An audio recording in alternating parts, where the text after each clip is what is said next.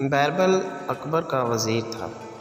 ایک دن اس نے بادشاہ سے کہا، دنیا میں 100 میں سے 99 آدمی اندھے ہوتے ہیں۔ بادشاہ کو اس کی بات پر بہت حیرت ہوئی اور غصہ بھی بہت آیا، اور حکم دیا کہ اپنی اس بات کو ثابت کرو، ورنہ سزا کے لیے تیار ہو جاؤ۔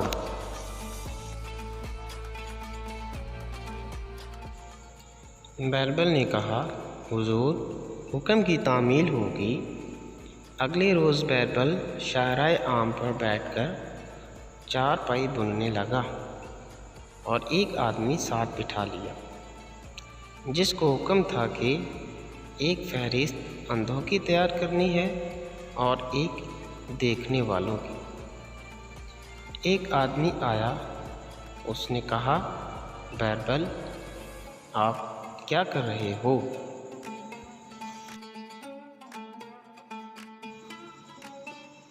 بیربل نے اسے جواب دینے سے پہلے اپنے معاون کو کہا، اس کا نام اندھوں میں لکھ دو۔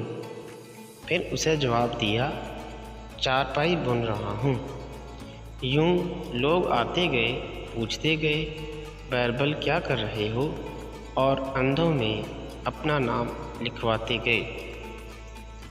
اتنے میں شاہی قافلہ گزرا تو بادشاہ نے پوچھا، بیربل کیا کر رہے ہو؟ بیربل کے معاون نے بادشاہ کا نام بھی اندھوں میں لکھ دیا۔ اتنے میں ایک آدمی آیا اور اس نے پوچھا، خیریت ہے بیربل، چارپائی کیوں بن رہے ہو؟ بیربل نے معاون سے کہا، اس کا نام دیکھنے والوں میں لکھو، اور پھر بادشاہ کی طرف متوجہ ہو کر کہا، عالی جناب، فہرست دیکھ لیجئے، جس میں آپ کا نام بھی شامل ہے۔ کہ سب لوگ یہ دیکھ رہے تھے کہ میں چارپائی بن رہا ہوں، لیکن انہیں اپنی بصارت پر یقین نہیں تھا، گویا اندھے تھے، اس لیے مجھ سے پوچھتے تھے کیا کر رہے ہو۔ صرف ایک شخص آیا جسے اپنی بصارت پر یقین تھا، اس نے مجھ سے تصدیق نہیں چاہی بلکہ چارپائی بننے کی وجہ پوچھی۔